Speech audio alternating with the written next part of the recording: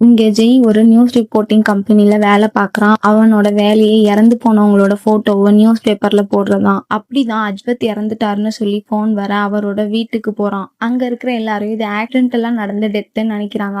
அவனுக்கு அந்த கேஸ்ல ஏதோ சந்தேகமாவே இருக்கு. அடுத்த வாரம் விக்ரம் இறந்துட்டாருன்னு சொல்லி ஜெய்க்கு கால் வருது. அவனும் அவரோட வீட்டுக்கு போய் பார்க்கறான். அப்பதான் அவர் ஒரு கேஸோட முக்கியமான சாட்சின்னு தெரிய வர அவரோட பாடியை பார்க்கறான். அஜ்வத்தோட உடம்புல இருந்த அதே காயங்கள் விக்ரமோட உடம்புல இருக்க. கண்டிப்பா இது ரெண்டுமே கொலைதான்றத கன்ஃபார்ம் பண்றான். அப்ப ஜெய் அங்க இருந்த ஏசிபி கிட்ட அஜ்வத்து விக்ரம் இறந்து போனது ஆக்சிடென்ட் கிடையாது, கண்டிப்பா இது மர்டர் தான்னு சொல்றான். எந்தவித எவிடன்ஸும் இல்லாததுனால எதுவும் பண்ண முடியாம அவனை அனுப்பிடுறாங்க. இனிமே போலீஸ் நம்மனா வேலைக்காகாதுன்னு சொல்லி கிரைம் நடந்த இடத்துல ஒரு வயசானவர் இருக்கு. அவர்கிட்ட இங்க யாராவது வினோதமா இருந்தாங்களான்னு கேட்க, ஆமா 1 மாசமா ஒருத்தர் சுத்திக்கிட்டு இருந்தான், அவங்க 2 பேரும் இறந்து போகும்போது அதை பார்த்து சிரிச்சுக்கிட்டு இருந்தான். அதுக்கு ஜெய் அவன் பாக்குறதுக்கு எப்படி இருந்தான்னு கேக்குறான். அவனுக்கு ஏர்நெத்தி இருந்தது, கண்ணுல பெரிய பூத கண்ணாடி போட்டிருந்தான், ஒரு கால் இல்லாம போலி கால் வச்சிருந்தான்னு சொல்றான். எதுக்கு இவங்க 2 பேரையுமே ஒண்ணு போல கொலை பண்ணான்னு யோசிக்கிறான். அப்பதான் விக்ரம் தான் அவனோட மெயின் டார்கெட். அதை சோதனை பண்ணி பாக்குறதுக்காக அஜ்வத்தையும் சேர்த்து கொலை பண்ணிருக்கான்னு தெரிஞ்சுக்கிறான். இன்னும் வேற ஏதாவது க்ளூ கிடைக்குமான்னு சொல்லி அஜ்வத்தோட வீட்டுக்கிட்ட போய் பாக்குறான். அங்க ஒரு பெரிய அபார்ட்மெண்ட் இருக்கு. அந்த அபார்ட்மெண்ட்ல ஏறி பாக்குறான். அங்க இருந்தா அஜ்வத்தோட வீடு, ஆபீஸ்னு எல்லாமே தெரியும். இங்க இருந்துதான் அஜ்வத்தை நோட் பண்ணிருக்கான்றத தெரிஞ்சுக்கிறான். அந்த அபார்ட்மெண்ட்ல குடியிருந்த யாராவது கண்டிப்பா அவனை பார்த்திருப்பாங்கன்னு சொல்லி அந்த அபார்ட்மெண்ட்ல இருந்த ஒவ்வொருத்தர்கிட்டயுமே கேட்டு பாக்குறான். அப்படி யாரையும் நாங்க பார்க்கவே இல்லைன்னு சொல்றாங்க. அந்த அபார்ட்மெண்ட்ல தான் கில்லர் குடி இருக்கான்னு தெரியாம அவனோட வீட்டு டோரையுமே தட்டி அவன்கிட்டயே அந்த அடையாளத்தை சொல்லி கேக்குறான்.